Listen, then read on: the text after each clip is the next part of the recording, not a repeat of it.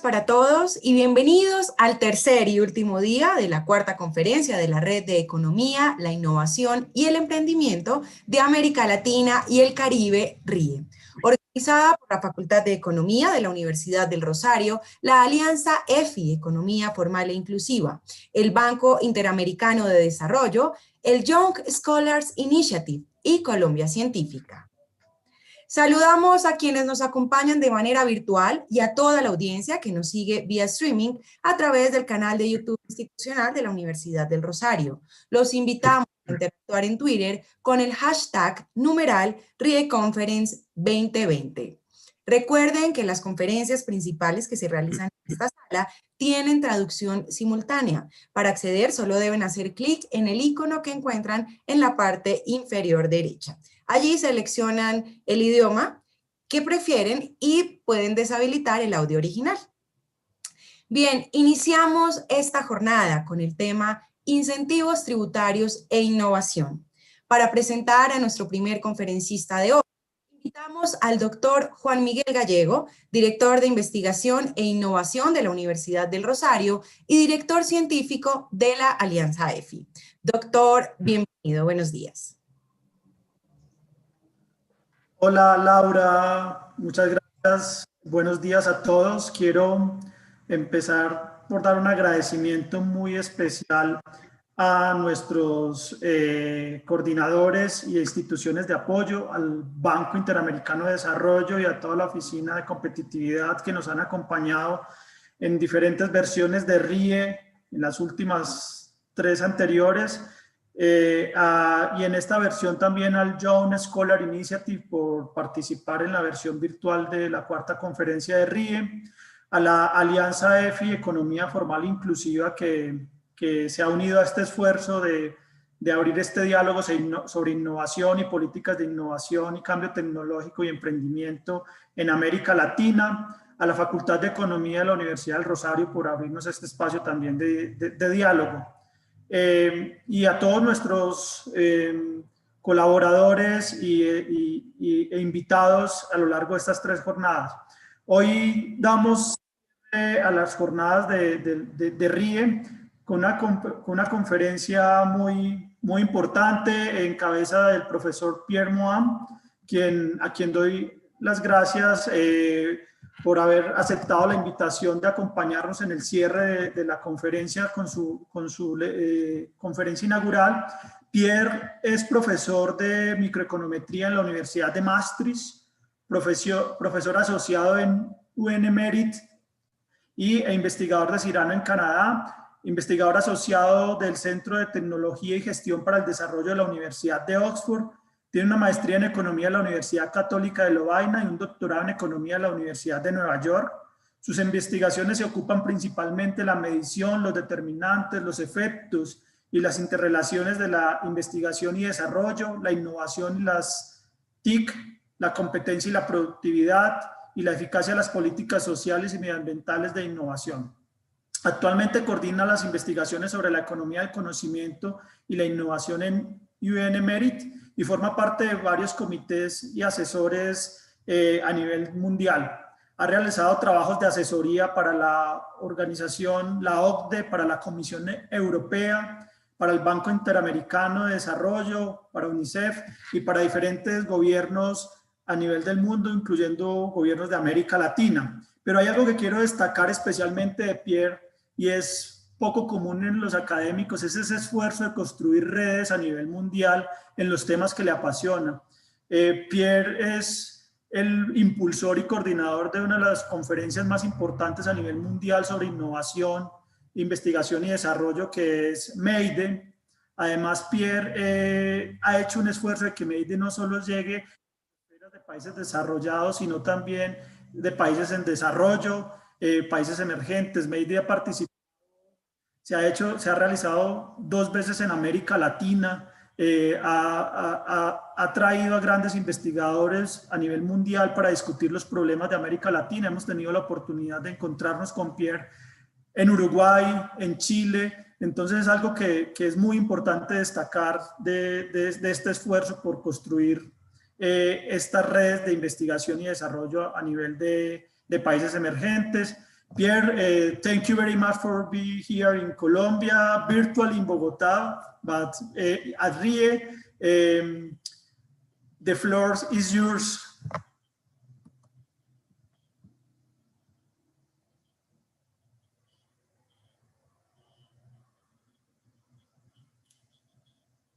Sorry, Pierre, thank you. I think that you have the phone.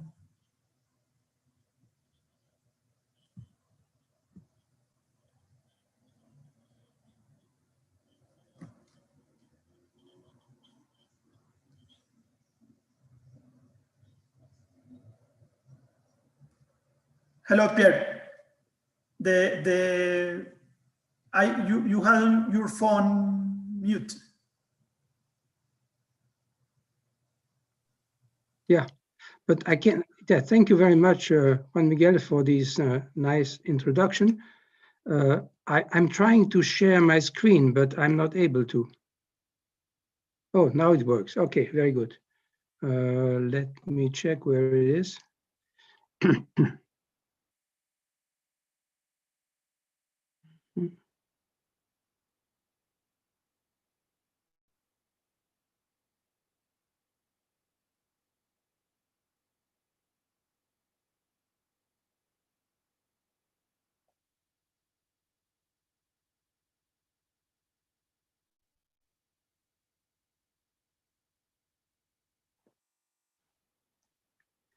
Can you see? Can you see my screen? Not yet. So could we help Pierre to. Yeah, just a minute. How come it's not there?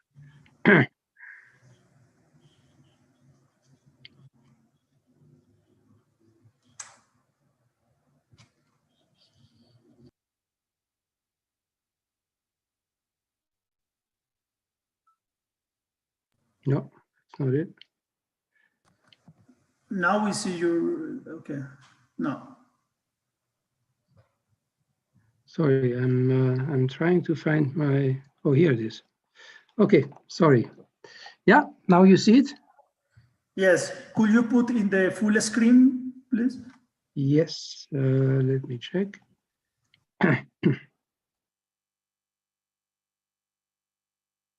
How do I do it in full screen? Now it's like this, it's okay, or can I make it, where do I have to click? Oh, here, yeah, no? Yeah, this is. No.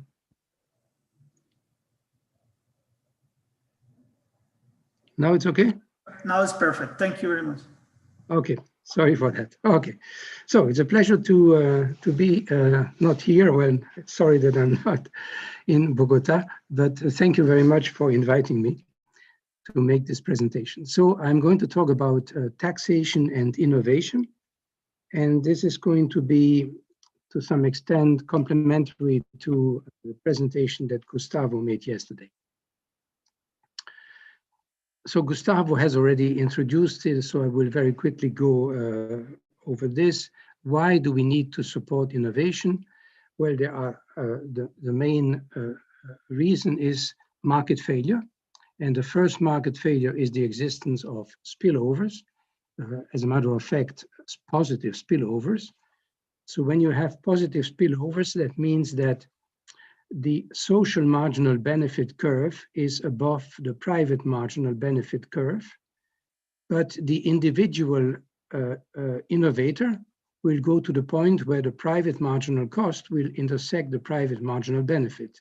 So the private innovator will go up to here, whereas he should go up to here. So too little R&D is being done because the positive spillovers are not taken into account. So that is the first reason for which government should intervene and try to increase the amount of R&D done by the private firms. A second market failure has to do with asymmetric information between the innovator and the one that is going to finance the innovation. The innovator has a demand for money and would like to get funding, to get this idea that he or she has to get it working with, but the fund provider doesn't have the same information as the innovator, and therefore the fund provider would like to have a rate of return that is higher than the rate of return of the private innovator. Here is, I take a slide from a chapter by Hall and Lerner. And you see, if you are in a situation like this, here, this is the internal cost of funds. So that's if you want the return from the private inventor or innovator. And this is, and up to here, there is no problem. There is no financial constraint. But the problem is if the demand for fund intersects the supply of funds in the portion where the innovator needs to go to the external market to finance the innovation. And in that case, the rate of return required by the external market is above the rate of return from the internal cost of funds. And therefore, all the area from A to B will not be financed unless government intervenes and shifts the supply of firms to the right, such that the intersection is at point B rather than point A. And the last market failure is a problem of coordination. And that is, for instance, if too much R&D is done in a certain area. Everybody, for instance, wants to go into biotechnology, but there are not sufficient researchers that are able to work in this area. Or if there is duplication of research. So for these reasons, again, government has a reason to intervene. So that is the market failure argument. But other arguments is that the risk might be too high or the cost might be too high for a particular firm to finance or to do the innovation. And there are also other reasons, like there is this whole movement nowadays about the mission-oriented reasons for intervening. So it's not so much anymore to solve market failures, but is to have the government play an active role and drive the innovation process, choosing, in a sense, the direction in which innovation should take place. So the goals of tax incentive are, number one, to increase the R&D, to increase the number of firms to do the R&D, to attract foreign firms to do R&D on the domestic soil, and to prevent at the same time domestic firms to go and do the R&D abroad. So that's why we have these tax incentives for R&D. Indirectly, it is to increase innovation, not just R&D, but also real innovation, so coming up with new products, new processes, or coming up with patents, creating jobs, increasing GDP, maybe also increasing the type of activities that are being done, so maybe doing a little bit more in the high-tech sector and doing sustainable innovation. So how does government intervene? As I said, tax incentives, and I'm going to concentrate on this, but there are many other ways in which government can intervene through grants, matching grants, what Gustavo was talking about yesterday, soft loans, loan guarantees, venture capital, intellectual property rights, public R&D, providing the infrastructure like education, or simply creating a stimulating environment for doing R&D. But I'm going to concentrate on tax incentives since I'm concentrating on taxation and innovation. So what are these tax incentives? Well, there are actually many kinds of tax incentives. I will make a distinction between tax incentives that give tax credit that are proportional to the level of R&D, and tax credits that are proportional to the increment of R&D. So the additional R&D that is being done compared to a certain base, which is in general the amount of R&D done in the last 3 years, for instance. So that's a big distinction, and I will say a few words later why this distinction is important. Now, initially, R&D was a tax credit, so you could deduct whatever tax credit you had the right to claim. You could deduct it from your corporate income taxes. But what happens if you don't have corporate income taxes? And that was one of the first critiques of this by Eisner and Sullivan many years ago. And for that reason, governments have introduced so-called refundability. So even if you don't have any tax credits, any profit to declare, you can directly claim your R&D tax incentives. Another way of doing it is to carry forward or carry backward. If you can't use them today, you can use them on the basis of the profits you had in the past or the profits you are going or you expect to have in the future. And in some countries, like in the Netherlands, you can deduct them right away from the employer's social security contributions. So independently of whether you have profits or not, the employer can deduct it directly from his social security contributions. In principle, those are neutral tax incentives, so independent of whatever kind of R&D you do. But in some cases, you have particular type of tax incentives, like those that are geared towards certain types of research, like green innovation or health innovation, or that are done in certain ways, like in collaboration with universities or with government research institutions.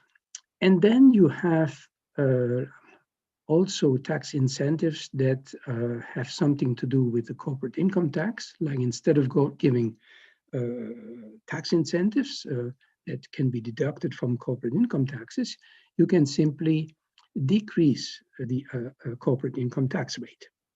Or you can give reduced taxes on dividends from, for instance, from venture capital funding, or something that I will talk about a bit later, which is called patent boxes, or we call them even innovation boxes in the Netherlands, is when you can have a lower income tax rate to be paid on revenues coming from patents or from innovation.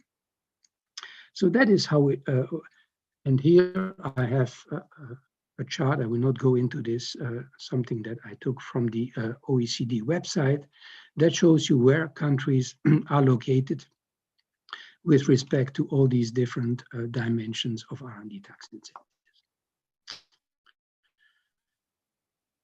Now, in the literature that tries to evaluate whether these R&D tax incentives are effective or not, you have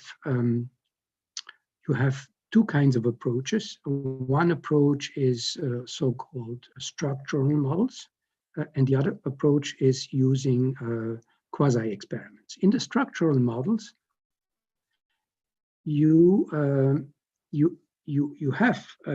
assume that you have an investment, you invest, and how much are you going to invest? Well, according to the first order condition of profit maximization, you're going to invest up to the point where the marginal return net of corporate income taxes of your investment, that's what I have here on the left-hand side of my equation.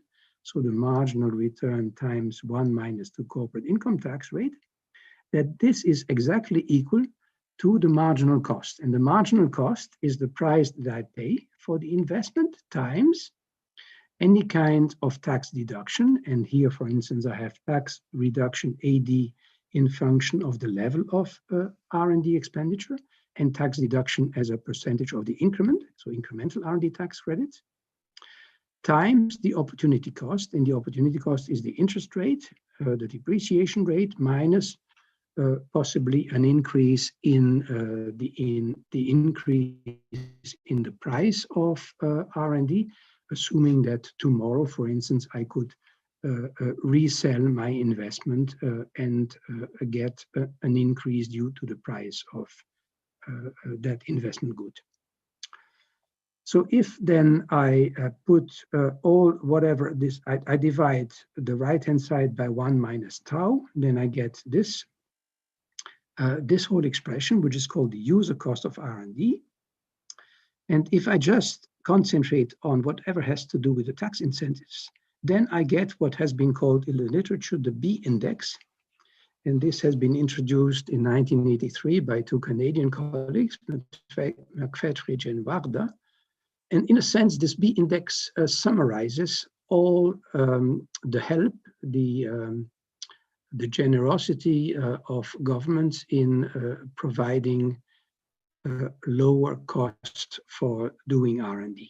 So it's the ratio of the net cost of R&D, so the price minus all I can deduct, divided by the net income from $1 of revenue that comes from that R&D. Let me give you an example. Suppose that you spend $1 of R&D.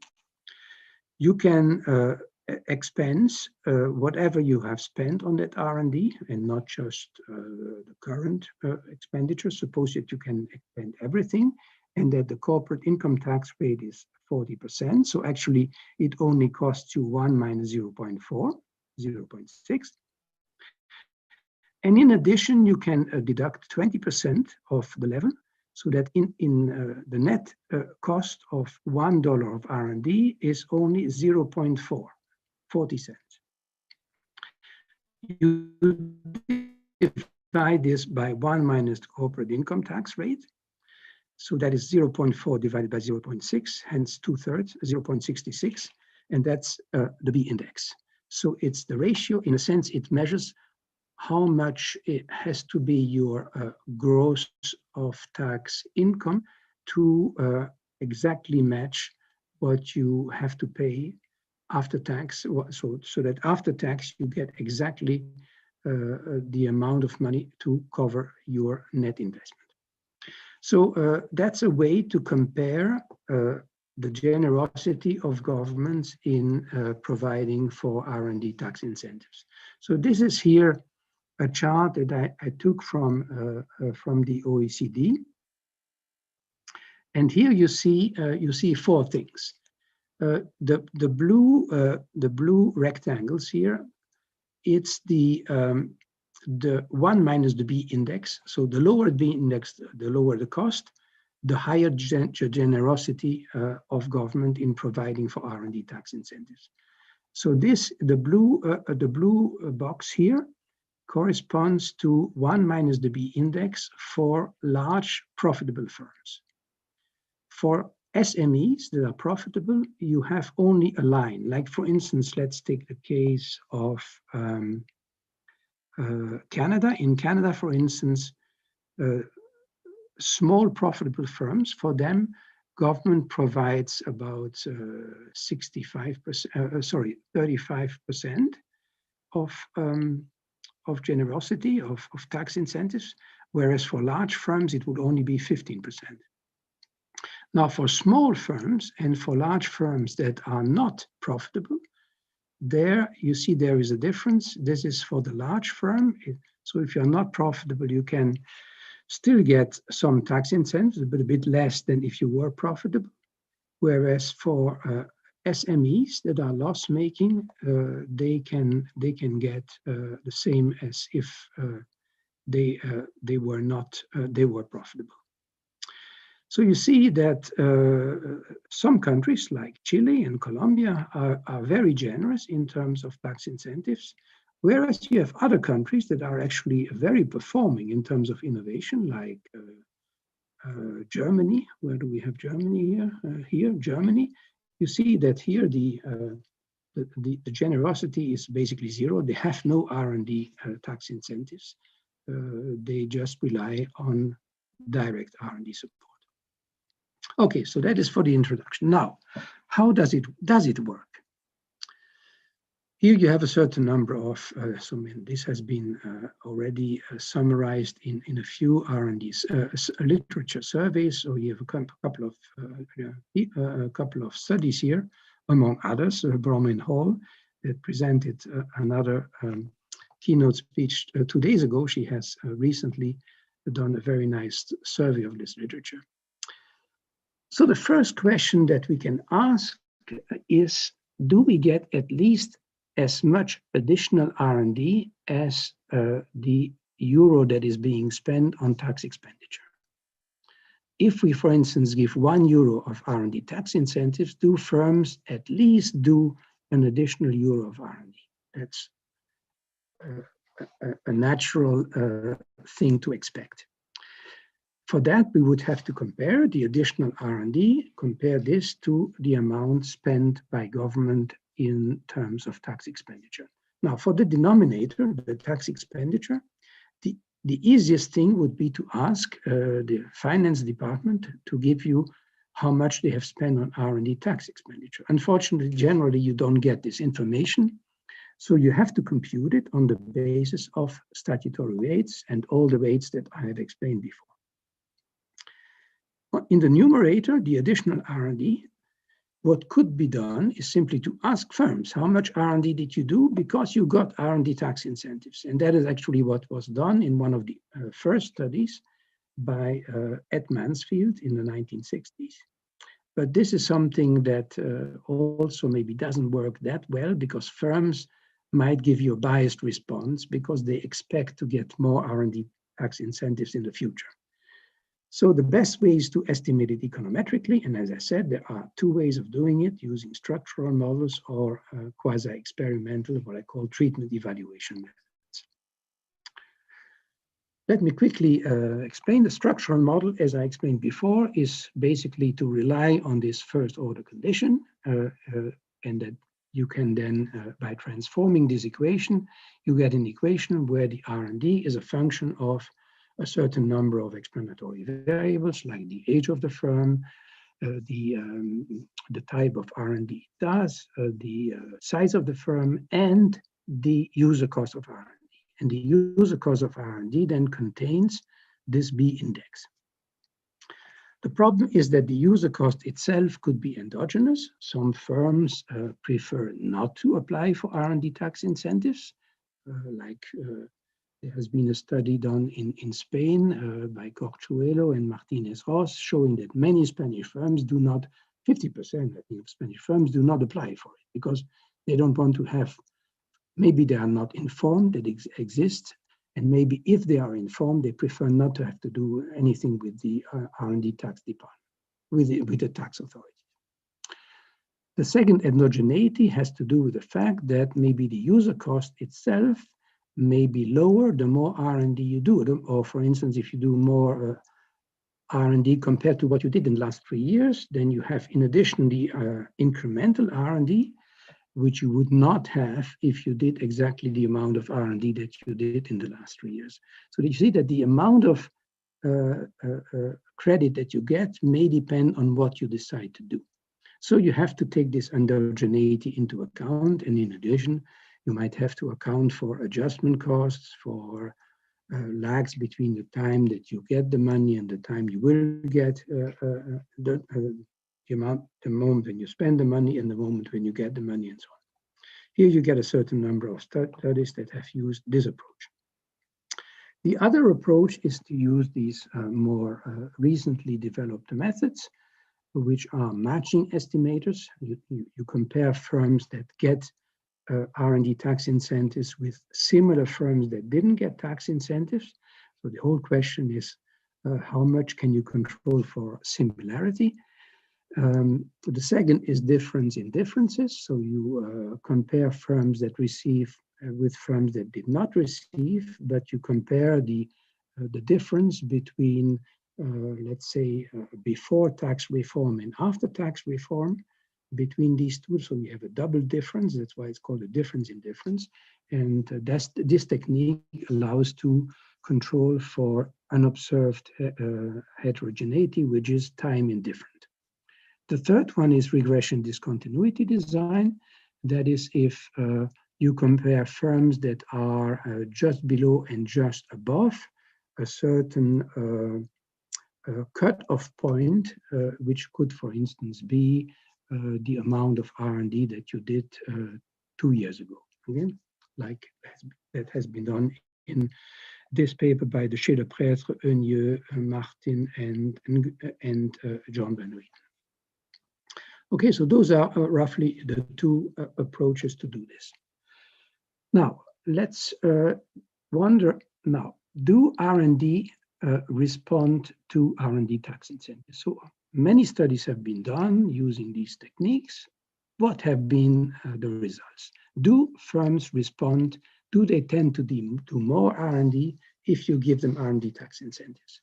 Here you have a certain number of studies. Let me just summarize this, and the answer to the question is yes. Yes, firms tend to respond, but they do respond more or less. And that's why you have elasticity. So this is the elasticity. That means, for instance, the percentage of additional R&D they do if the user cost decreases by 10%.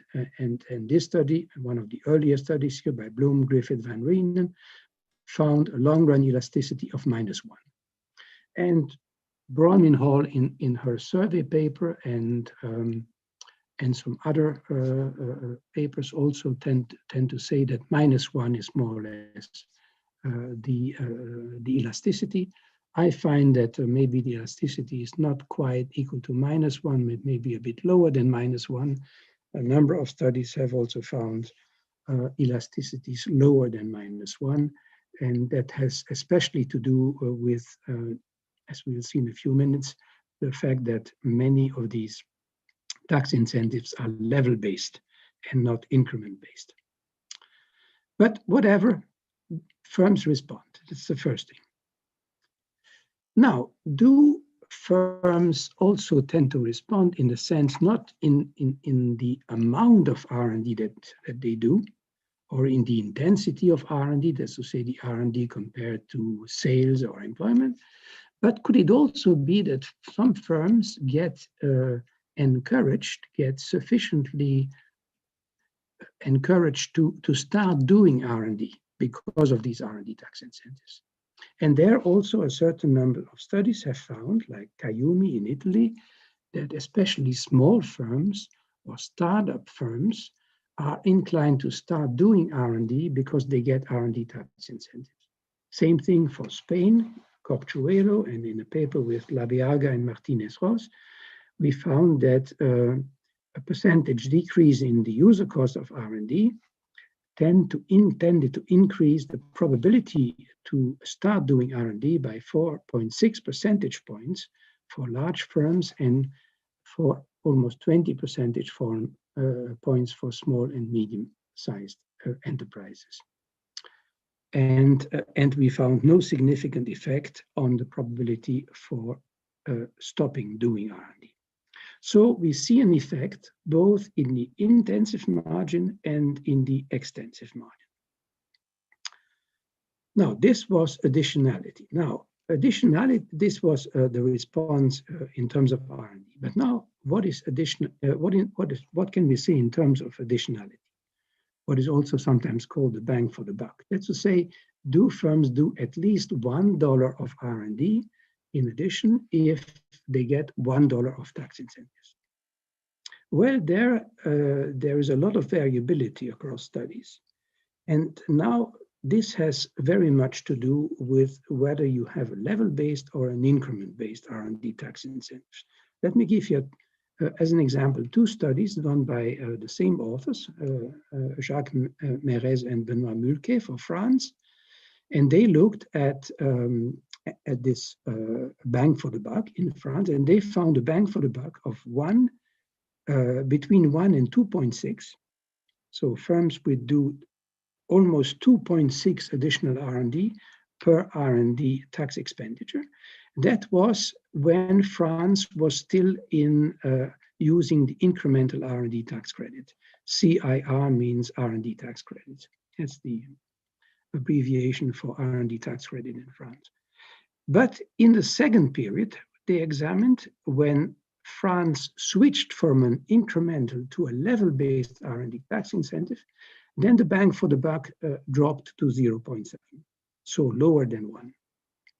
And here you have a certain number of studies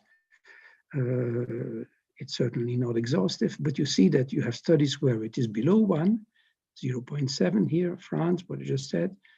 For the Netherlands, 0.5 to 0.8. Mansfield, in the earliest study, he found 0.4 when he asked firms how much more R&D they did in response to the tax credits. And you have other studies where you find ratios above 1, for Norway here 2 by Hageland and Möhn. So you have differences, but not necessarily equal to above 1. Now, as Gustavo so rightly said yesterday, it's not enough just to see firms doing more R&D. The question is also whether the R&D that they do is good R&D. So R&D that creates new products, new processes, coming up with patents. And that is what is called the second order effect. And you could even go a bit further and ask yourself, do these new products increase productivity, profitability? Do they increase the number of jobs, the export performance? Do they allow the country to become more specialized in certain areas, or conversely to become more diversified and to export more products, so to become more complex in a sense? So that's another question. And what is some of the evidence on this? Well, here a study by Czarnicki, Hanel, and Rosa on Canadian data. They found a positive effect, not just on R&D, but also on various measures of innovation, like introduction of new products, introduction of products that were new to the market, intensity of sales of new products, so the proportion of products that were new compared to the total sales of a firm. But in terms of the third stage, whether it increased also the performance of the enterprises, they found a positive effect on international market shares, but a non-significant effect on profitability and on domestic market share.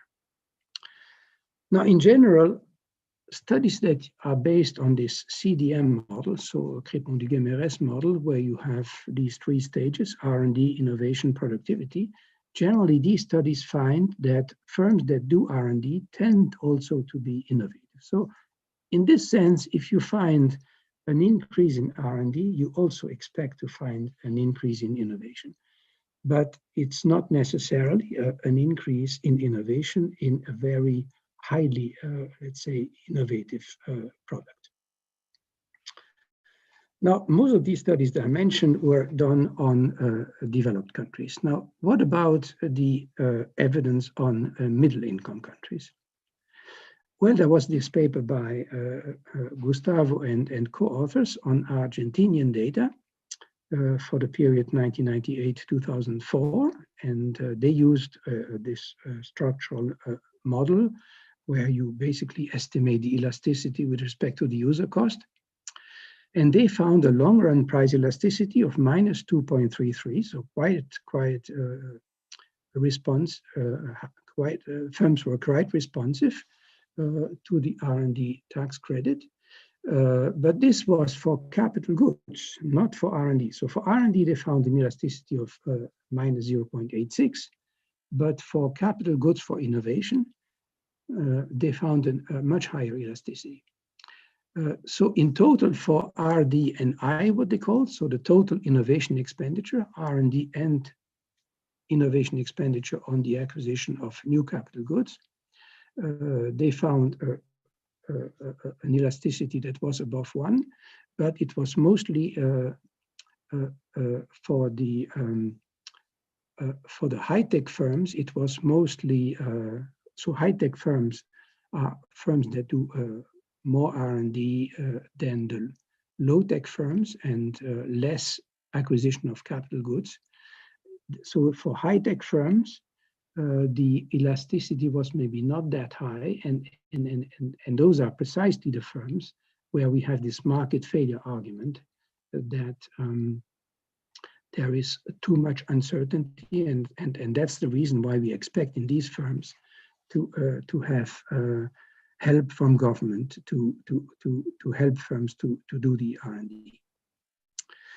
There was a study on India done by Ivus and co-authors, and they did a difference in difference approach. They looked at the tax reform of 2010-2011, and they found a positive effect on R&D, almost no effect in terms of R&D intensity, so R&D divided by sales, and a small effect on the number of patents applied for at the European Patent Office or the US Patent and Trademark Office. For Taiwan, there is this study by Yang et al. They used the propensity score matching method, so they compared firms that got tax incentives with similar firms that did not get tax incentives, and they found a positive effect, but a small, relatively small effect. And when they computed the bang for the buck, they only got a ratio of 0.12. So only 12 cents per additional, it's not a dollar, but let's call it dollar, of R&D tax expenditure. For China, Wang and Kezan, in a recent paper, they looked at the 2011 reform. So again, a difference in difference approach, but they only looked, rather the reform was only for software and integrated circuit firms. And they found a positive effect on R&D and on patents for the corporate tax reduction. So they had two kinds of approaches. There was a tax credit, not a tax credit, a corporate tax rate, and there was a lower value added tax rate. They found a positive effect for the corporate income tax rate, but no effect for the value added tax rate reduction for the producers of software and integrated circuit firms, but they found a positive effect for the users of software in integrated circuit firms. So that means they found evidence of a spillover effect for the value added tax reduction. So it seems to work both for developed countries and also for middle income countries. But actually looking at the bang for the buck is not enough. If you want really to do a cost-benefit analysis, you should also take into account the fact that there might be spillovers, as we have just seen in this study on Chinese data. So that should be taken into account, if you want, in the numerator, in the additional benefit, and in a denominator, in the additional cost. You should also take into account the administration costs, so the cost of running this whole thing, the cost, the compliance cost, the cost for the firms. They have to submit applications, they have to do a lot of paperwork, and maybe they don't want to do this, or it costs them time, especially for young startup firms. They have better things to do. And there is an opportunity cost, and that is the cost of the excess burden of taxation. You know that when you tax, that has an inefficiency element to it. And no, these three elements have been estimated in a Canadian study by Parsons and Phillips. They found that the administration cost was about 2% of the total budget. The compliance cost by the firms was 8%, and the opportunity cost of having to raise taxes to finance the R&D tax incentives was something of the order of 27%. Concerning the administration and compliance cost, similar magnitudes have been found for the Netherlands. And I'm searching now for additional evidence for other countries. But anyway, that tells you that there are additional benefits and there are additional costs to be taken into account. But more than that, you should also look at indirect effects, so-called general equilibrium effects, if you want.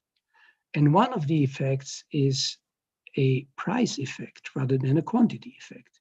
So if you give R&D tax incentives, okay, firms will do more R&D, but it could also be that they have to spend more in terms of R&D wages because, for instance, there is supply constraints. They do not find right away the engineers they are looking for.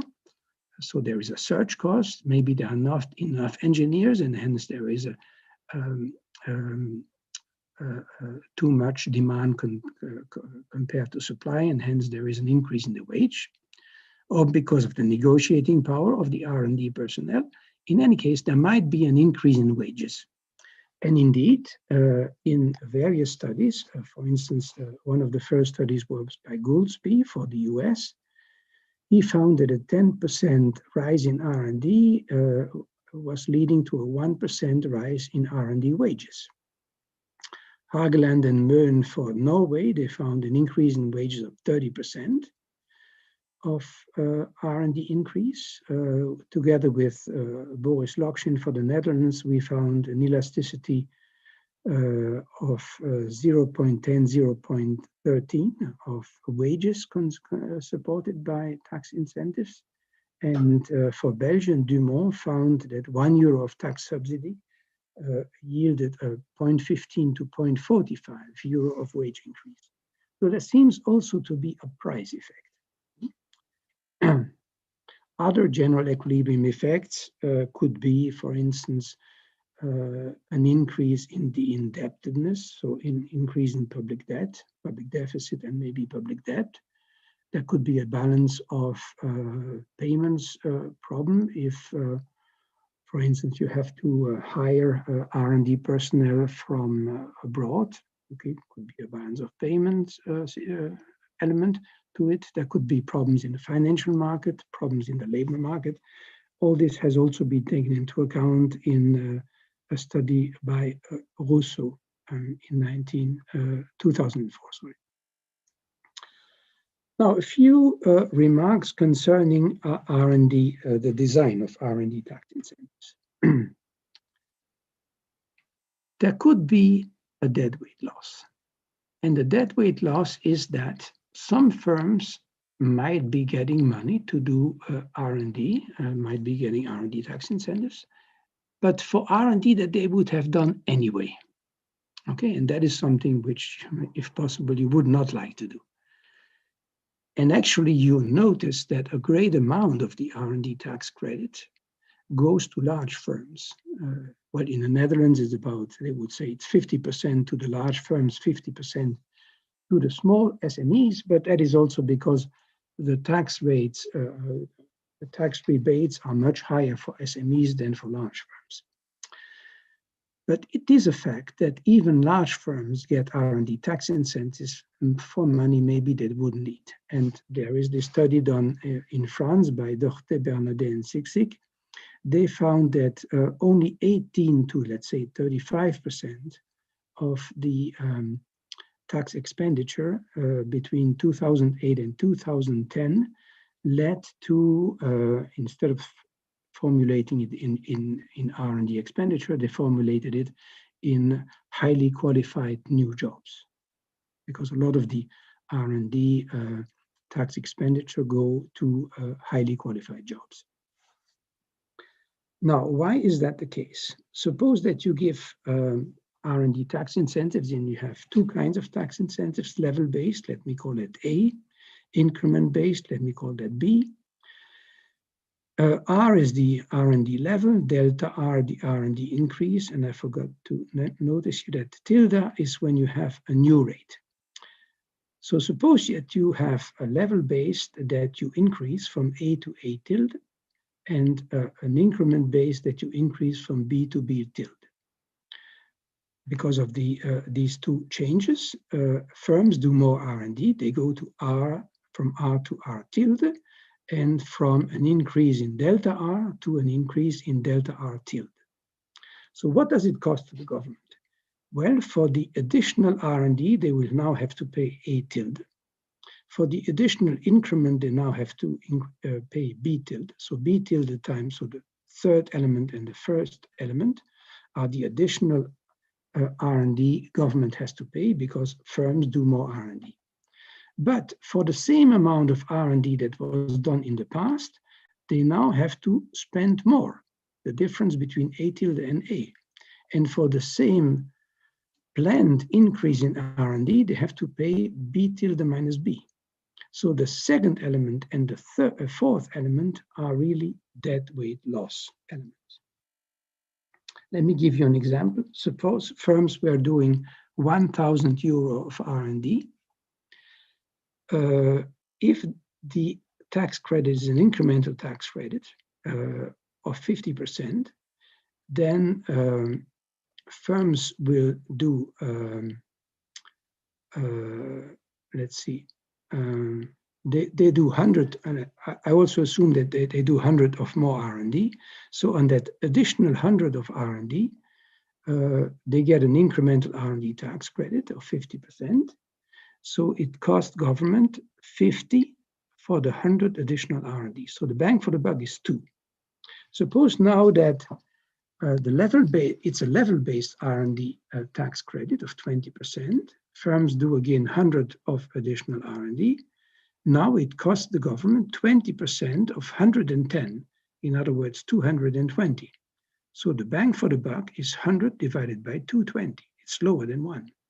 So you see that the effectiveness in terms of bang for the buck has to do with the fact that you use an increment-based or a level-based R&D tax credit. So should we go for an increment-based or for a level-based? Well, in terms of efficiency, the increment-based is certainly better because it costs less for the same increase in R&D. You just have to play with the R&D tax credit rates to get the same amount of additional R&D, but it will cost you less. The weakness with the increment-based R&D tax credit, because more and more countries actually have gone away from the increment-based towards a level-based, which is precisely in contrary to what we are just saying. The reason is that it's much more complicated to implement. It costs more to run this, and also because the increment based is based on an acceleration in R&D tax expenditure. And there is a limit to how much you will do. So there comes a point where you cannot accelerate anymore, and then this breaks down. Moreover, it has been shown that firms have a tendency to have a seesaw behavior. They will do more R&D in one shot, and then they let the base goes down. And then when the base is down again, they will do more R&D. So they really exploit as much as they can the increment that they can get, and hence the R&D tax credit they can get from an increment. So that is not the best way in which firms should do R&D. Now, second problem in the design of R&D is the endogeneity of the location of R&D. And actually, there has been an old literature, Hines for the US in 1994. He already showed that firms had a tendency to relocate depending on the tax incentives. Paper by Devereux and Rachel Griffith, 1998, they showed that there was a significant negative correlation between the choice of location and the average effective tax rate, which is defined as the difference between the present value of an investment before any taxes are introduced to the net present value in the presence of all kinds of taxes and tax credits and allowances divided by the net present value before tax. So the higher the effective tax rate, the lower the R&D and also the R&D, but also the production in a particular location. Well, if that is the case, and actually it has also been shown in other studies, that firms tend even to locate their IP rights, not just the IP rights. So the country in which they can claim or they declare their royalties. Griffith, Miller, and O'Connell, 2014, they found that if there is an increase in the tax, then firms have a tendency to locate their IP rights somewhere else. Okay, and similar studies on German data, Karczynski and Riedel, Dischinger and Riedel, they found the same thing. For instance, Karczynski and Riedel, 1 percentage point increase in the corporate income tax rate decreases the number of patent applications by 3.8%. And these other studies, a reduction of 1 percentage points difference in the tax rate, the tax difference between two countries will increase the intangible investment by 1.7%. So if there is a difference in the tax rate compared for multinational firms between one country and another country, firms will react to that in terms of the R&D that they do, the location in which they declare the revenues from the R&D and from the patent rights. Then there are these two studies that maybe some of you know by Axigit and collaborators. One is 2015. They looked at the top tax rate and the mobility of the top inventors. So inventors, the ones that are mentioned in the patents. Okay, the researchers mentioned in the patents. And it was not so much the case for the domestic investors, but an increase in the top tax rate in a given country would have an influence on whether foreign inventors would move to this country. But inventors that have a lot of research projects in a particular country, they would tend to remain in that country. And this movement of personnel was especially the case in multinational firms. In this other paper, Axigit et al. 2018, they looked at personal and not just corporate, but also personal tax rates, federal and state tax rates, marginal and average tax rates at the intensive and the extensive margin, so in terms of intensity and doing, not doing. And they found that changes in all these tax rates could have an effect on the number of patents, the quality of the patents, that's to say whether patents are good patents, whether they get a lot of citations in the future, at the macro and the micro level, as well as the location of inventors and firms. So taxes have an effect. Given that, the problem then for a country is if you give R&D tax incentives, then that will attract firms to come to that country, but that will also then have a negative effect on the R&D done in other countries. And that is, for instance, the case in the European countries. That has also been the case in the United States for the R&D tax incentives across states. And this famous paper by Wilson has shown that firms respond in terms of R&D to R&D tax incentives. There is a responsiveness of elasticity of minus 2.5 in the long run, if you only look at the R&D done within the state.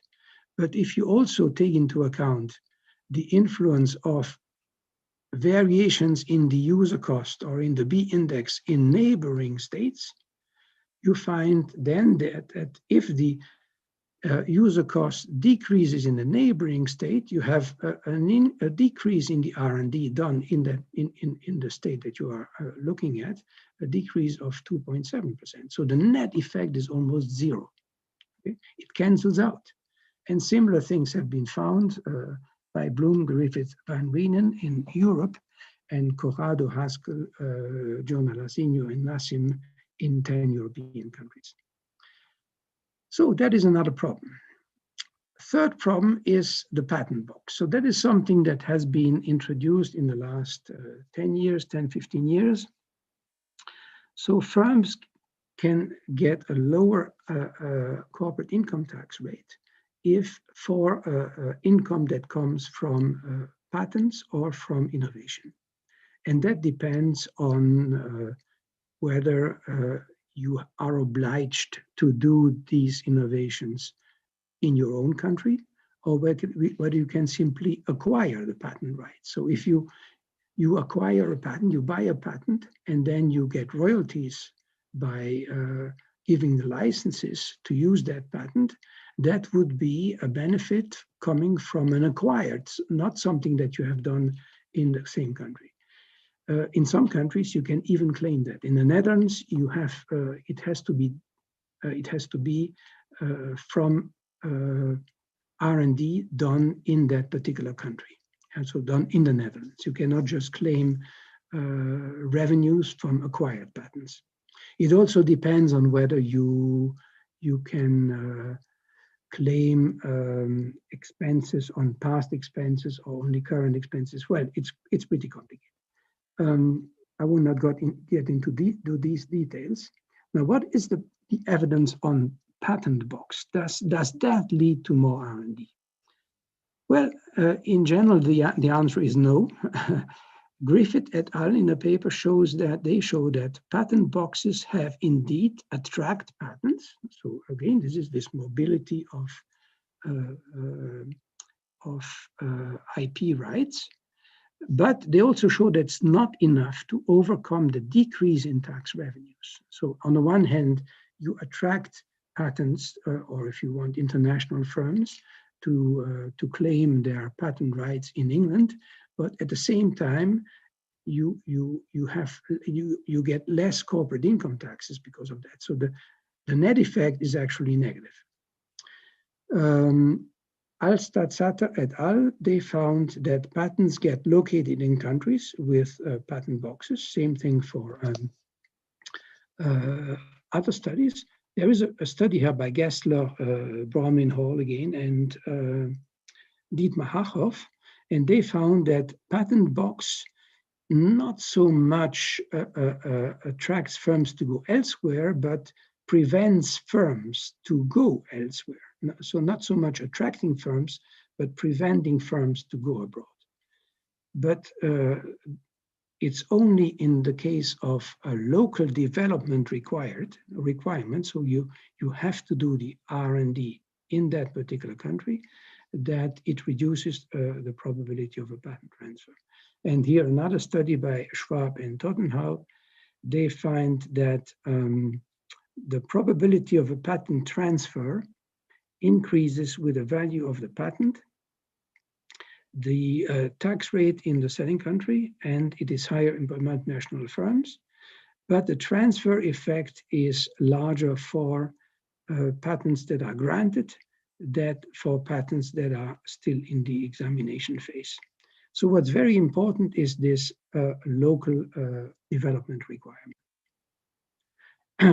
So no impact of the patent box on R&D. That's what Gessler, Hachhoff, and Hall have found. No effect on research activity. That's what Alstad-Satter have found. A patent box introduced in a country of a foreign affiliate of a German firm increases the total R&D of a multinational firm only if there is no nexus requirement. So, very important, it has an effect on R&D only if there is a nexus requirement, that's to say a local R&D requirement. For the Netherlands, we found in a study I have done with some colleagues of mine, we found that the patent box in the Netherlands increased a little bit the R&D, but the bang for the buck was way below 1. So in the end, given all these things, is it really useful to use R&D tax incentives? In favor of it, it is neutral. It means you let the private sector decide what kind of R&D they do. It's not focused on a particular type, which is at the same time a deficiency, because that is precisely where the externalities are that you would like to give tax incentive. Here you cannot do it. It's neutral. In general, it's neutral. It is also in general predictable, reliable. That's the nice thing about it. and it has pretty low administration costs. I mean, it's 8–10%. That's what it costs, but it's not that costly. It's much less costly than direct grants and subsidies. So that's the advantage of it. But against it, as I said, it's not focused particularly to the areas where there is a market failure. It generally has a small bang for the buck, generally lower than one. If you take into account the application cost and the inefficiency due to the fact that you have to raise funds, it might even lower the let's say the social bang for the buck. It has very often a deadweight loss associated with it. It might lead to marginal returns. So to say, to return, it gives incentives to do research projects that tend to have a low return that wouldn't have been done without the R&D tax incentives. And in partly, it leads to a price effect rather than a quantity effect. So in the end, and that is my last slide, there is probably, despite all these negative arguments in favor against R&D tax incentives, there is probably a complementarity, I think, between grants and tax incentives, in the sense that not all firms like to get help in the same way. I would say that small firms, startups, they prefer R&D tax incentives. It's simple, they don't have to do much work, it's automatic in a sense. Whereas larger firms, firms that have their own lawyers that can defend patents, they are not afraid they prefer grants where you have to give a bit more explanation and you have to give a bit more information for what you do. But you are protected because you have all these lawyers that protect your patent rights.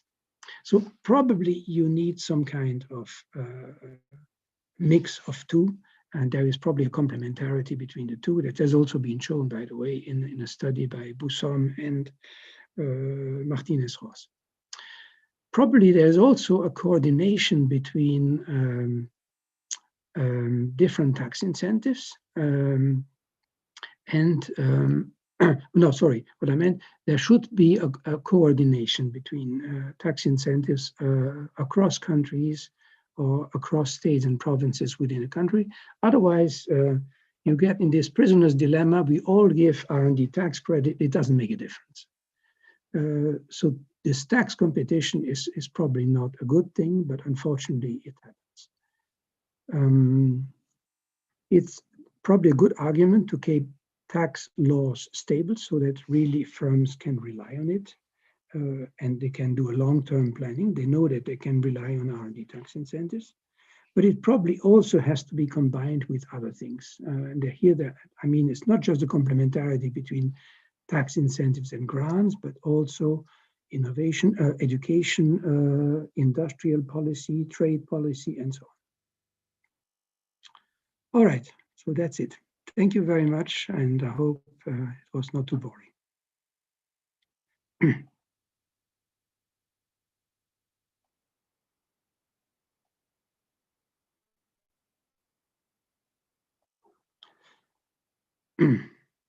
Juan Miguel, I'm done.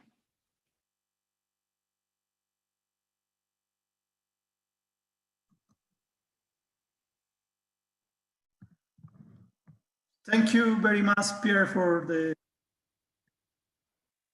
presentation and the amazing overview of the whole literature and impacts of the tax incentive for R&D. It was incredible. So remember that you can make the questions to Pierre by the chat.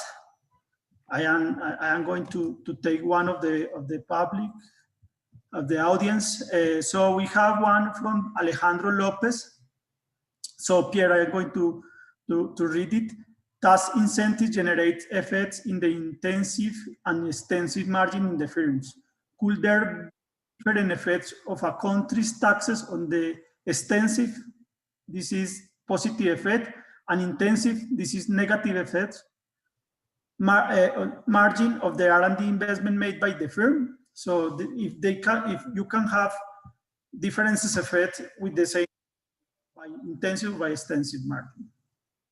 Yes, indeed, it's quite possible that on the intensive margin, in general, we see that it has an effect. So firms tend to do more R&D, but not necessarily to cover the tax expenditure. So, but it could be that you have a small effect on the intensive margin side, but you can also have a positive effect on the extensive margin side, so that more firms start doing R&D. And that is really an interesting phenomenon, because you have a lot of firms that were not doing R&D before, and then they start doing R&D. And then if you think that there is, to do R&D, to start doing R&D, there is a sunk cost. So once you start doing R&D, probably you will continue doing R&D. And hence this increase in the extensive margin will have a long-term effect, because these firms then will tend to continue doing R&D for some time. So there could well be a case where you have an increase in the extensive margin, even though you don't see much in the intensive margin. You can have different kinds of combinations. I hope this answers your question. Thanks. Yeah, I don't see other question at the moment, so I will take the. Sorry. Okay, Fernando, go ahead. Yeah, sorry. And again, I'm using my privilege of having access to my microphone. Pierre, I would like to ask you, to what extent can make a difference when firms are asked first to submit like a R&D project to the government for them to be, analyzed before being eligible to the tax credit, rather than, as you said at the end, firms like automatically getting the tax incentive and then being checked after they use the tax credit by the regular tax administration. I'm thinking on the cost that it can, if it can make a difference to especially SMEs, and the risk, I think, on firms first waiting for the approval of the government on their project before conducting the R&D projects, because at that moment they will know that we have the tax credit at the end. And I think more or less on the logic of the TTT model in that some Finnish researchers applied, but I think for R&D subsidies. Mm-hmm. No, indeed. First of all, it will be more costly to do it before, because you would have to examine all cases, whereas ex post, you could say at random, pick a certain number of firms and check whether what they claim is really R&D. Of course, you could also do it ex ante, at random ex ante, but I think it would cost more to examine firms beforehand. So that's the first element. And for instance, in the Netherlands, the tax credit, what's called WBSO, the conventional R&D tax credit is done ex post, but whereas for the innovation box, it's done ex ante. So firms have to go and talk with the tax authorities and make a case that they can claim have a right to have a lower corporate income tax rate because they have revenues from patents or innovations. So it will cost more. It will also cost more to the firm, because then the firm, as you said, will not get the money from the beginning, but will only get the money a little bit later. And precisely one of the problems, especially for small and startup firms, is this financing constraint problem. And in that sense, if you only give your R&D tax credit after being examined, it will not be as automatic, and it will not be something that firms can, with 100%, take into account when they do their long-term planning. So I think the ex post, I think, would be more efficient than the ex ante. Thank you, Pierre. Thanks, Pierre. We have time for other questions. So Francisco Azuero asked, what is the best way to deal with the issue that the incentives goes to project that doesn't need it? The enterprise will do it anyway, with or without the incentives. So the idea that, for example, the incentives go for the richest enterprises, for example, that already have a lot of budget for R&D. Yes, indeed. And this is something that you cannot avoid if you use level-based R&D tax credits. As I said, if you do, for instance, for $1 million of R&D anyway, and if the R&D tax credit rate goes up from 10 to 15%, on that first $1 million, the country will have to pay a 5% additional cost.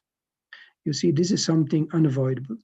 You would like, if possible, to avoid this. One way of doing it is, in the Netherlands, for instance, they have this, is that there is a limit to how much you can, number one, how much R&D is eligible, so the level that is eligible, and secondly, the amount that you can claim.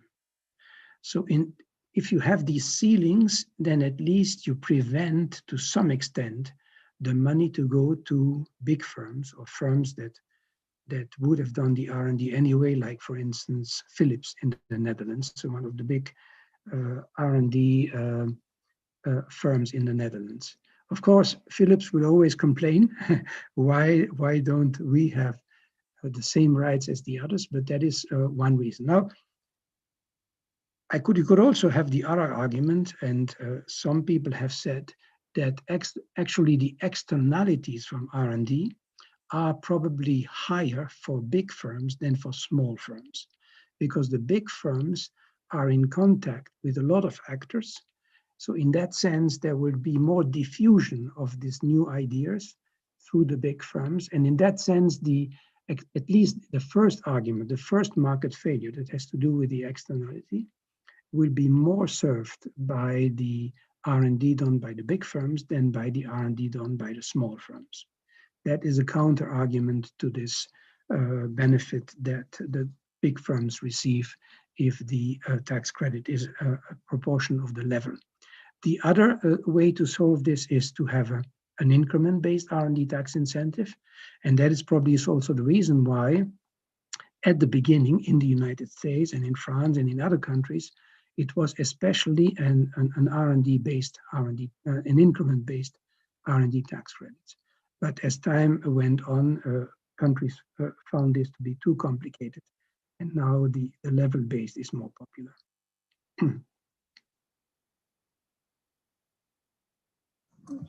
Thanks, Pierre. There is a second question related with this one, based on the idea of the maybe if it is a good idea to give tax incentives, or that a country only give tax incentives to the small business enterprises. So, for example, I imagine that the Carmen Contreras did the question, maybe in developing countries or where the money is more scarce. So yes, my answer. I know that you already answered a little bit, but maybe. Yeah, to some extent I answered, but maybe another way of seeing this is, as I said, there is also a choice in the government budget of giving money in terms of tax incentives or giving money in terms of grants. France, for instance, is a country which completely switched under Sarkozy. They went from a from a grant subsidies based support to a tax-based support. And other countries like Germany, now they recently introduced an R&D tax credit, precisely in part because of this tax competition, but they have they base much more their support in terms of subsidies than in terms of R&D tax incentives. And there you could say that, as I said, the small firms, they probably like the R&D tax incentives. You don't have to do much, well, you have to apply for it. Many small firms consider this to be relatively costly. And as I said, it has been estimated to cost something like 80%, but for small firms, probably it costs even more than 8%, maybe 15%. But they can hire outside agents to do it on their behalf. It's still probably for them, it's easier to do this than to claim and then to ask for a subsidy and to declare what they want to do, how they want to do it, and so on. Hence, you have to give much more information. So in that sense, I would say that indeed, for small firms, it might be a good idea to give R&D tax credits and to make these R&D tax credits even more generous for small firms. And for large firms, maybe to give them a little bit, but not too much R&D tax credits, but to oblige them to ask for R&D subsidies, in particular projects where you know that there is a high externality. Thank you, Pierre. I think that we still have a few time to more questions. Luis Gutierrez asking, given the competition that there exists among developed countries in setting tax incentives, he asked if it is worth for developing and emerging countries to set tax incentives to attract foreign firms to do R&D in developing countries, if it's good a strategy. Well, the patent box, I think, maybe I went a bit, I wasn't too clear when I presented this. The patent box has shown to be, at least the evidence that has been so far assembled so far, is that it doesn't seem to be such a good strategy, because firms have a tendency then to move their IP rights from one country to the other country. That leads to tax competition.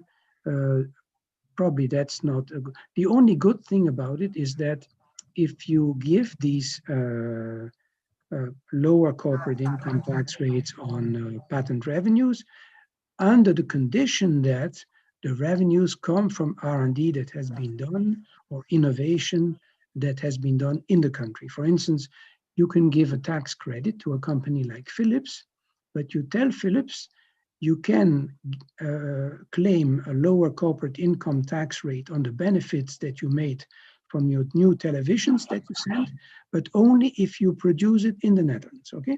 In that sense, it's a good policy. Now, if you start doing, giving R&D tax incentives just to attract foreign firms, it's quite likely that in a national competition game, the foreign country will in turn also introduce the same R&D tax credit.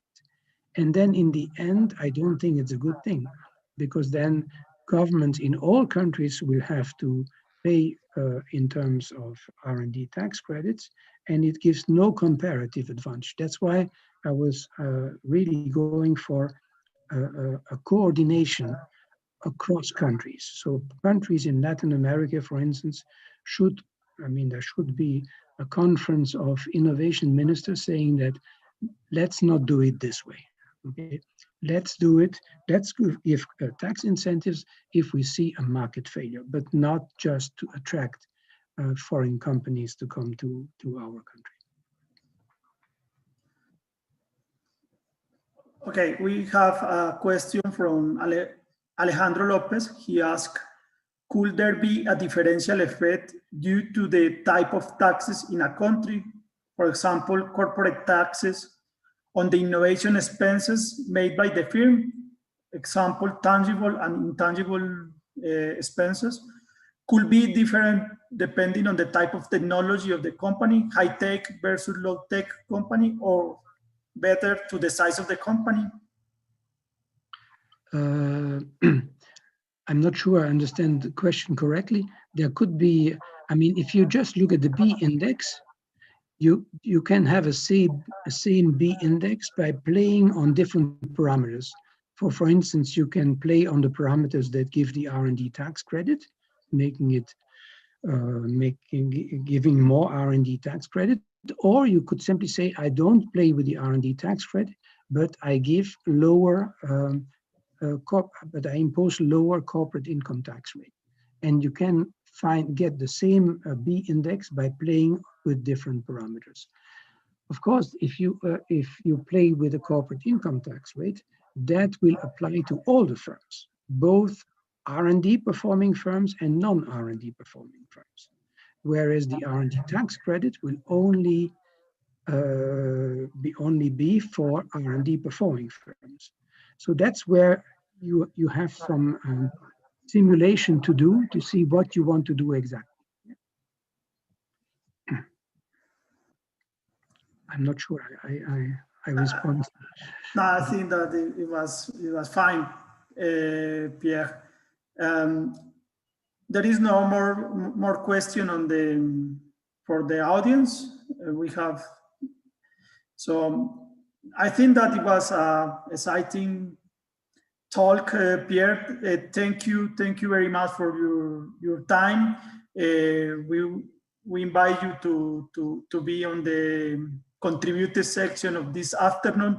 And also this afternoon, we have an amazing panel from two directors of the statistics offices in Latin America, one from Colombia, another from Uruguay, one of our friends, Diego Aboal. Mm-hmm. So the Office of Innovation and Technological Indicator from Chile. So the discussion on policy panel will be very interesting about how to measure innovation, and in particular innovation in this crisis of the COVID-19. So we invite you to. Okay, I look forward to it. Thank you very much. Thank you very much. Thank you. Thank you. Bye-bye. Bye. Laura.